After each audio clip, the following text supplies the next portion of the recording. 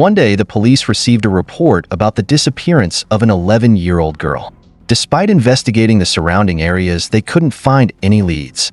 Half a month later, another girl went missing under similar circumstances, and again, the police found no clues. As the investigation reached a deadlock, an incident involving a family disrupted their efforts. Little did the police know that this seemingly unrelated family incident would become the key to solving the mystery of the two missing girls. So what happened to this family? What was the culprit's motive, and how did they manage to make the two girls disappear in modern times? Amidst a world filled with surveillance cameras without being detected, on December 4th, 2002, the police received a distress call from a family concerned about the disappearance of their 11-year-old daughter, Chun Nguyen. At around 6 p.m. that day, Nguyen told her family that she was going out briefly to buy pictures of celebrities. Back then, things were different from today. To get photos of one's favorite idols, people often relied on posters and collectible cards. These cards were inexpensive, costing just around 3 yuan, allowing fans to support their idols and own their pictures. Thus, collectible cards became a popular trend during that era. Like many boys and girls her age, 11-year-old Nguyen was a fan of the idol group Twins. It's possible that on the day of her disappearance, Twins had released new collectible cards. After school, Nguyen was full of excitement and anticipation to get her hands on these special cards. That day, she returned home after school and completed her homework. Restless with excitement, she told her family that she would go out and promised to return in half an hour. Nguyen began her journey from Shofu Road in Yunlong, heading from the second floor of Yunlong Plaza to Yes Station, a store specializing in celebrity merchandise. However, none of her family members thought that this would be their last time seeing her. From her home to Yunlong Plaza, it would take about 9 minutes according to Google Maps. Assuming that a child might take double the time, Nguyen, departing at 6:30 p.m., would have arrived at Yunlong Plaza by 6:48 p.m. She had promised to return home in half an hour, meaning by 7 p.m. Between 6:48 and 7 o'clock, Nguyen would have had 12 minutes to shop. Similarly, the journey home would take 18 minutes. So she would have left Yunlong Plaza at 7 p.m. to arrive home by 7:18 p.m. However, as the minutes ticked by, 10 p.m. arrived and most of the stores in Yunlong Plaza had already closed. Nguyen's family grew increasingly worried. Sensing that something was wrong, they decided to go to the hotel across from Yunlong Plaza and call the police for assistance. The police investigated Nguyen's personality, her relationship with her family, and received positive feedback from her teachers and classmates, ruling out the possibility that she had unknowingly befriended bad influences online. Nguyen's family described her as friendly and actively involved in both school and extracurricular activities. When the police reported Nguyen's disappearance to her school on the following Monday, they questioned teachers and classmates about her. Everyone spoke highly of Nguyen's good nature, cheerfulness, and academic performance. As a result, the police initially ruled out the possibility that Nguyen had run away from home or encountered a criminal outside school. One day after Nguyen's disappearance, the police arrived at Yunlong Plaza and posted notices seeking information about her. They also reviewed camera footage from Yunlong Plaza and nearby areas to look for any relevant information. The police discovered that Nguyen disappeared at 7:30 p.m. after leaving store number 236 on the second floor of Yunlong Plaza. While there were images of her inside the store, but once she left the plaza, no further trace of her was found. Nguyen's family and the police made every effort to track down leads by reviewing surveillance cameras in the area. However, no information or evidence was found regarding her whereabouts or any unusual behavior after she left the pedestrian bridge near Yunlong Plaza.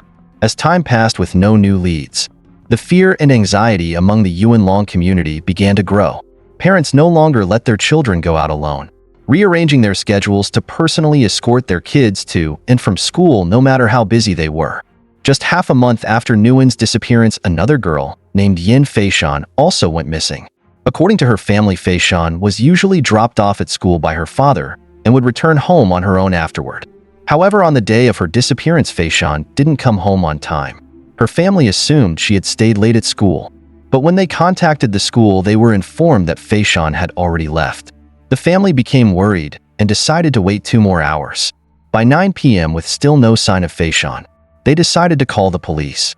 After receiving the report, the police suspected that Feishan's disappearance might be connected to Nguyen's due to a similar cause.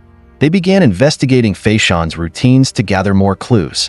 After gathering statements from Faishan's family and classmates, the police discovered that she often liked to play at Tyrannosaurus Rex Park.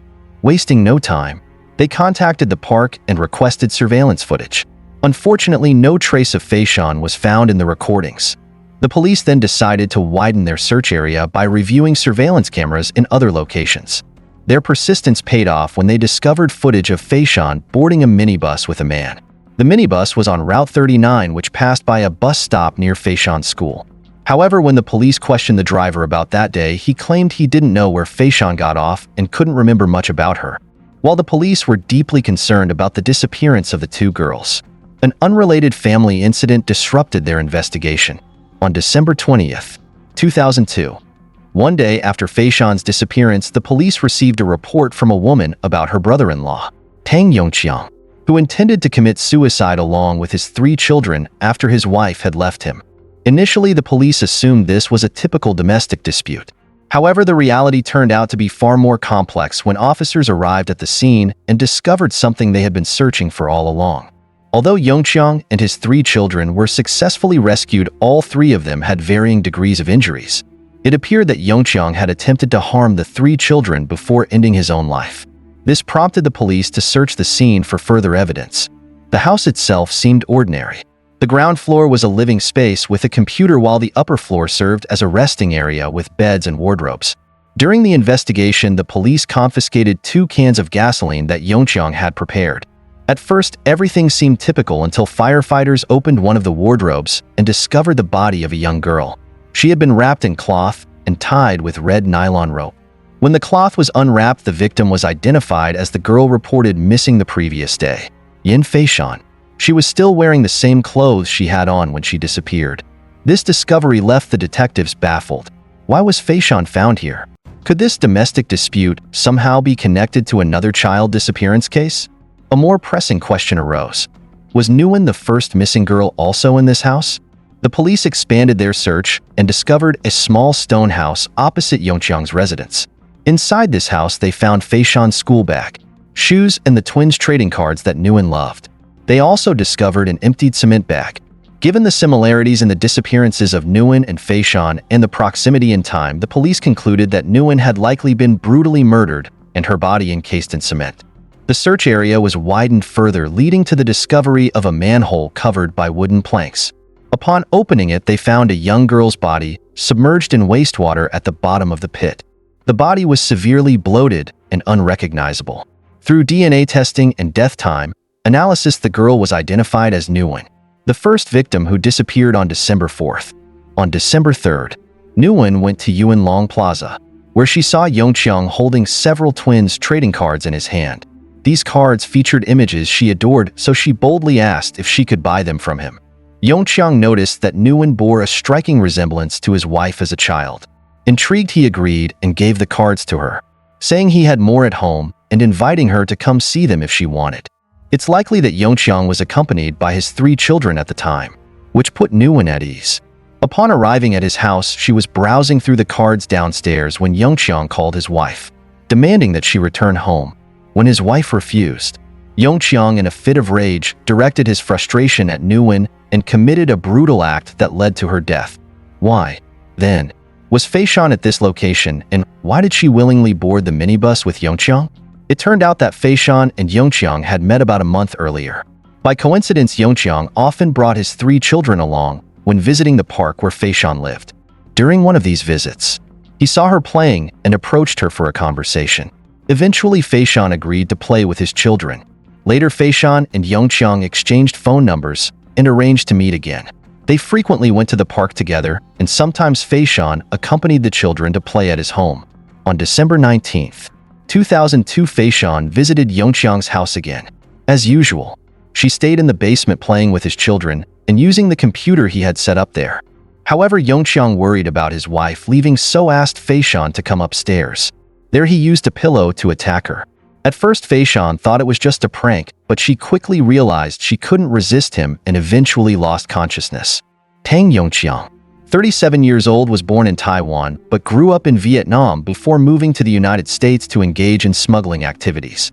During an illegal immigration attempt, he was caught by Hong Kong police at sea and detained in a refugee camp before eventually being released and allowed to reside in Hong Kong.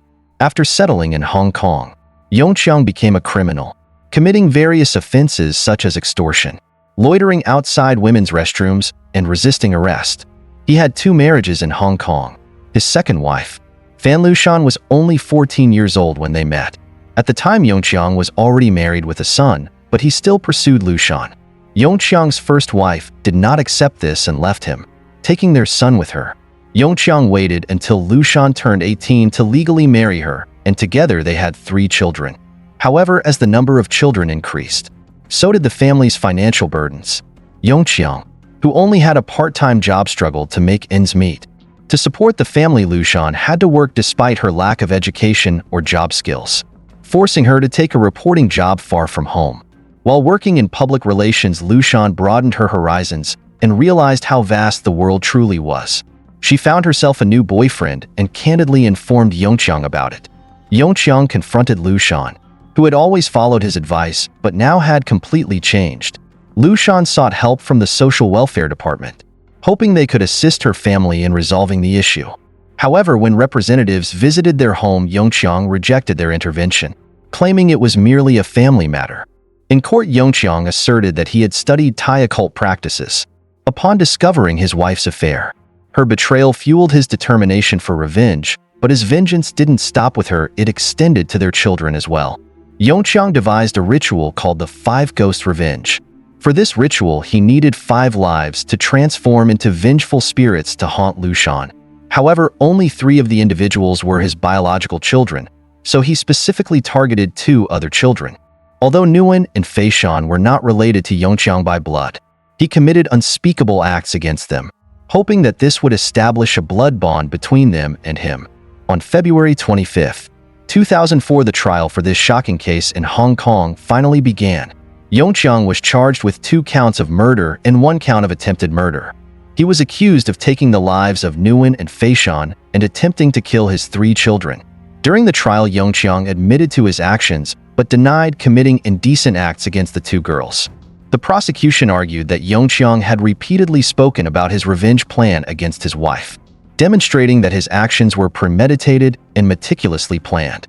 As a result, Yongqiang was convicted of 2 counts of murder and sentenced to life imprisonment. Additionally, he was convicted of attempted murder and sentenced to 8 years in prison. Ultimately, he received a life sentence without parole. This case underscores the paramount importance of protecting children from danger. Educating children about personal safety helps them gain confidence and equips them to protect themselves in dangerous situations. Although the perpetrator was brought to justice, the case left a deep sorrow for the victims' loved ones and the community. Hopefully, no one will ever again resort to superstitious rituals like the 5 Ghost Revenge. For a better life and a happy family, individuals must strive to improve themselves. No deity can offer help in this regard. As the old saying goes, cultivate yourself, manage your family, govern the nation, and bring peace to the world. Criticize yourself before blaming others. Attack, retaliation, and then another cycle of attack and retaliation. A never-ending vicious circle. The violence in Sweden has gripped the country, pushing the entire nation into a state of crisis. We know that rival gangs are continuously embroiled in a relentless battle, but the situation in Sweden is far more serious and tangled than what you might know from this video. 2 men who were once comrades, trusting and believing in each other, have now become irreconcilable enemies. A friendship turned into deep hatred to the point where one of them decided to do the unthinkable, murder his opponent's mother. Such brutal acts could not go unanswered, but no one could have anticipated the coming wave of terror. This is the story of the Foxtrot gang and the horrific consequences that followed. In my previous video on Rawa Majid, I gave a basic introduction to the man and his involvement. In this video, I will delve deeper into his life and what is currently happening in Sweden. Apart from facing numerous enemies from rival gangs, Rawa is also dealing with serious trouble within his own Foxtrot gang. At that time, the Foxtrot gang was no longer as tight-knit as it once was, and internal conflicts had arisen, causing members to turn against each other. Ismail Abdo, also known as Strawberry, who had once been Rawa's close ally and was considered his right-hand man, was accused of falling out with Rawa after a serious personal argument. Ismail Abdo, aka Strawberry, played a crucial role in overseeing the drug operations of the Foxtrot gang. He had previously been convicted of possessing weapons and committing serious drug offenses, among other charges. In 2016, he was sentenced to 5.5 years in prison. After serving 2/3 of his sentence, Ismail was released on November 10, 2019. However, he quickly returned to a life of crime and continuing to traffic drugs. Since September 2022, Ismail Abdo has been detained in absentia for his suspected involvement in a highly serious drug smuggling case involving 100 kilograms of methamphetamine and other substances. However, he fled to Turkey and became a Turkish citizen to avoid arrest. There are several theories regarding the cause of this conflict that have been discussed in the media and by the police. Among these three theories are considered the most likely and are supported by some minor evidence. The first theory involves a missing or botched shipment, which led to arguments between Rawa and Ismail about what really happened and who was responsible. These discussions escalated into a full-blown conflict. The second theory relates to internal disagreements about the use of violence.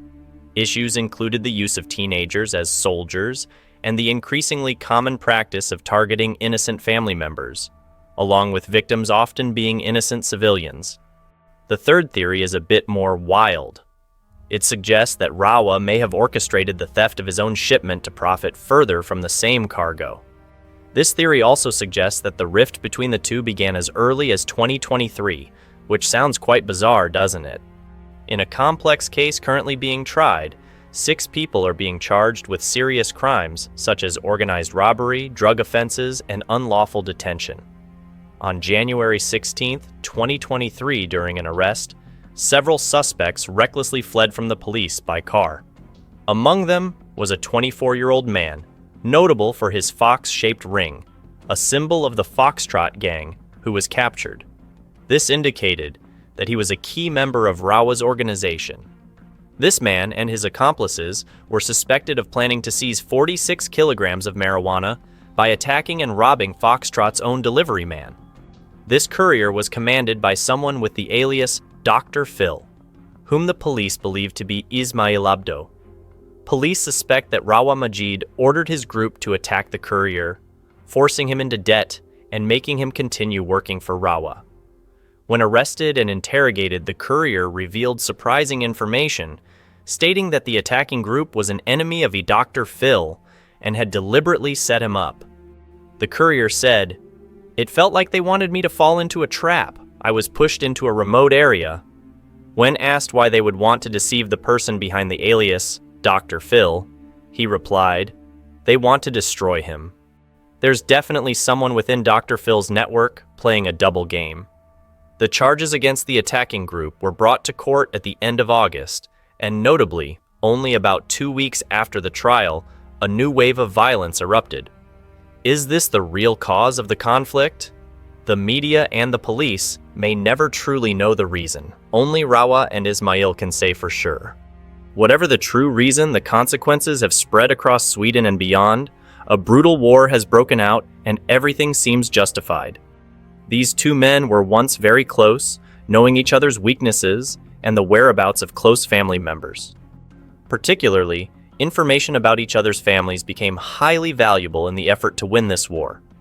It all started with a shooting in Istanbul on September 6, 2023.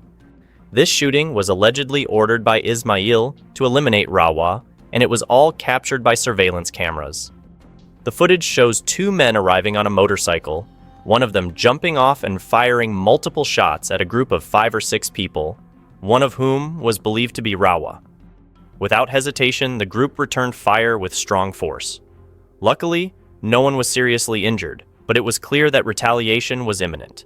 This attack led to immediate revenge.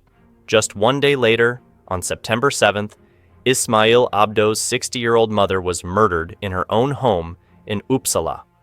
While Sweden has seen many unprecedented events, this incident demonstrated the ruthlessness of Rawa Majid and his gang, as even the mother of his rival was not spared. After this, there was no turning back, and the situation would undoubtedly worsen. A 19-year-old man and a 15-year-old boy were arrested shortly after the murder. When asked if more retaliation was expected, Police Commissioner Jonas Aranen responded, "We are highly alert to what may happen. We are using all available resources to prevent possible acts of revenge. As a precaution, we are monitoring houses that may shelter important individuals." However, all preventive measures proved futile when just 2 days after Ismail Abdo's mother was killed, another brutal act of revenge took place, this time targeting Rawa's mother-in-law. A mysterious man repeatedly knocked on her door, but no one answered. After a few minutes, he fired several shots into her apartment before quickly fleeing. Had she opened the door, she likely would have been killed. Immediately, many questions arose. The police commissioner had previously promised that key houses would be monitored, but was Rawa's mother-in-law among those being protected? In a panicked interview, Rawa's mother-in-law exclaimed, "It's clear they are targeting me. I'm not someone who cries easily, but now I am absolutely terrified." The police commissioner responded, "We have tried to maintain a presence at the most critical addresses, but unfortunately, we cannot be everywhere." This was a reasonable stance because, according to the police, the list of addresses at risk of attack had grown to around 150, making it nearly impossible to protect all potential victims. That same night, explosives were discovered near the home of someone close to Rawa. With the increasing boldness of the attacks, it was only a matter of time before an innocent person, unrelated to the conflict, became a victim. This happened on September 12th when the police received a report of a murder in the stairwell of a building where a man had been killed. After an investigation, it was revealed that the victim, Mogos Emanuel, had no connection to the conflict and was merely an innocent bystander, caught in the wrong place at the wrong time. This incident was quickly followed by another shooting around 3:45 a.m. on September 13th. Once again, the target was a family member of Rawa. Although the gunman fired several shots, but his intended target managed to escape. The police arrived immediately and arrested the shooter who, once again, turned out to be a young boy. On the same day, another explosive device was found in the area. A local resident discovered it and called the police, who defused the bomb on site. Around 9 a.m. that same day, a 19-year-old named Giovanni was murdered in Vasastan, central Stockholm. According to police information, Giovanni was linked to Rawa and was involved in drug trafficking. It is believed that he came to Stockholm to hide, as he was a target in the Foxtrot gang's internal conflict, but even that couldn't save him. Just a day later, multiple shots were fired at the door of an apartment in Norrköping. According to media reports, this time the target was the mother of one of those arrested in Turkey after the Istanbul shooting. On September 15th, a large explosion occurred at an apartment building in Uppsala, north of Stockholm, where someone closely associated with Rawa lived. The explosion took place right at the entrance, where a similar incident had happened at the end of January 2023. Could this be a sign that the conflict had started back in January? On September 27th, another innocent victim became the target. A large explosion in Uppsala destroyed several homes. The intended target was once again a relative of Rawa, but this time a 24-year-old woman living in the neighboring house, completely unrelated to the conflict, was killed in the blast. She was about to become a teacher with a bright future ahead. The incident caused total devastation, severely damaging 2 houses and shattering the windows of many others in the area. A witness said, "Everything was completely destroyed. The entire outer wall was gone, and the neighboring house was also completely demolished." Many more bombings and shootings have occurred in this brutal conflict.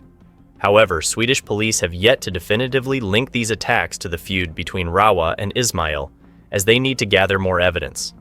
They believe that most of the attacks are likely connected to the conflict. The sheer madness and ruthless violence have forced many people directly involved to flee Sweden, with some family members and relatives also running for safety. One family member, who had no involvement in the conflict apart from being related to one of the participants, shared anonymously in an interview, "I can't sleep at night because I don't know if my front door will be blown up or if some crazy person will come in and shoot us. We are absolutely terrified. Throughout September, Sweden experienced an unprecedented wave of violence with 11 fatal shootings, marking the worst month since records began in 2016.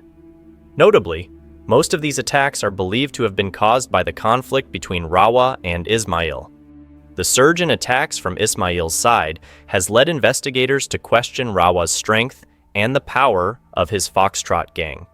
Rawa, who fled to Turkey around 2020, used the Golden Passport program to buy Turkish citizenship. This program allows individuals to acquire citizenship by investing $400,000 in Turkey's economy, such as in real estate. The unique aspect of this program is that it doesn't require extensive vetting. Applicants only need to prove their identity, making it attractive to criminals seeking refuge. Becoming a Turkish citizen brings many advantages, particularly the ability to avoid extradition. Turkey typically does not extradite its own citizens, and without a formal extradition agreement with Sweden, Rawa's risk of being extradited was significantly reduced. However, the conflict has raised suspicions about the protection Rawa may be receiving from high-ranking figures within Turkey's police and government. Reports suggest that Rawa might be under close surveillance. Some confidential information that Sweden sent to Turkey regarding Rawa was immediately leaked, raising doubts about whether Rawa is receiving special protection. On October 5th, a shocking piece of news emerged. Rawa Majid had been arrested while crossing into Iran. Several independent sources confirmed that the arrest took place during a routine traffic stop. It's possible that fake ID documents led to his capture. However, Swedish police and the Ministry of Foreign Affairs have not yet confirmed the information. There is no concrete evidence, such as photos or videos of Rawa in handcuffs, which adds to the uncertainty surrounding this report. Shortly after the news broke, Prime Minister Ulf Kristersson was interviewed, and he acknowledged having received the information but could not confirm it. Those close to Rawa immediately denied the report, further complicating the truth.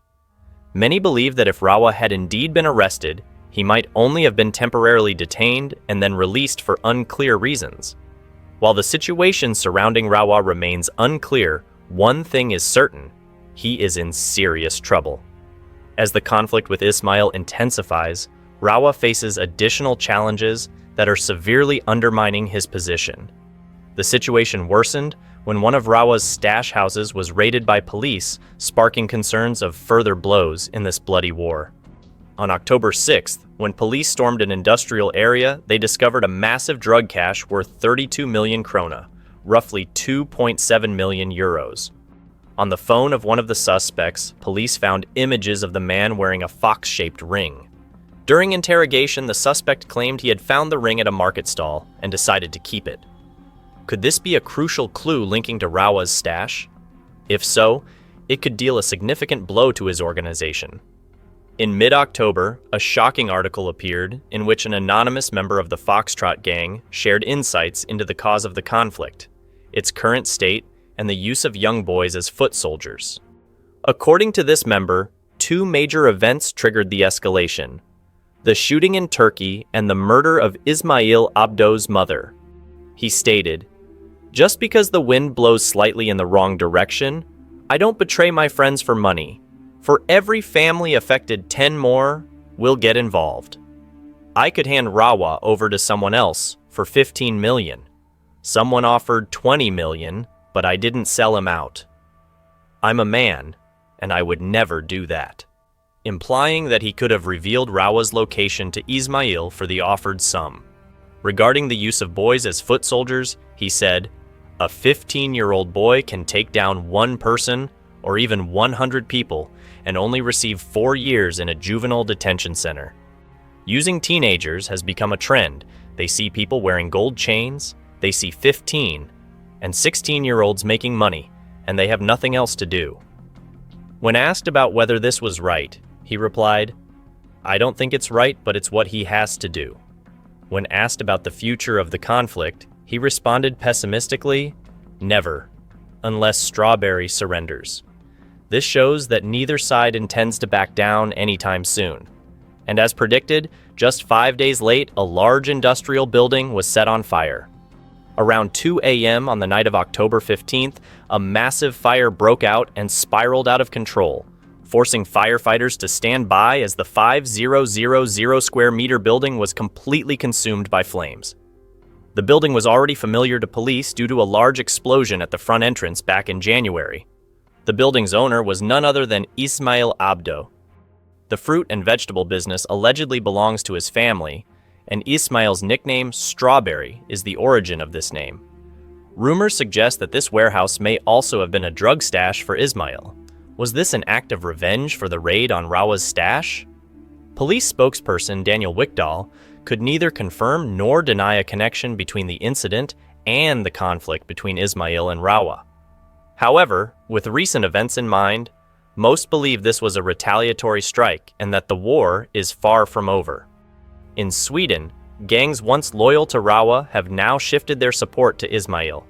Tensions have escalated further as several of Rawa's associates were arrested in Tunisia last week. Is Ismail growing stronger, or is something simmering beneath the surface, with Rawa and Mustafa Al-Jibouri poised for a fierce counterattack soon? While waiting, Mustafa Al-Jibouri, Rawa's new right-hand man, has risen to prominence and is expected to play a key role. What do you think of this story? Leave your thoughts below in the comments so everyone can see. Don't forget to like and subscribe to support me. Thank you for watching. Goodbye.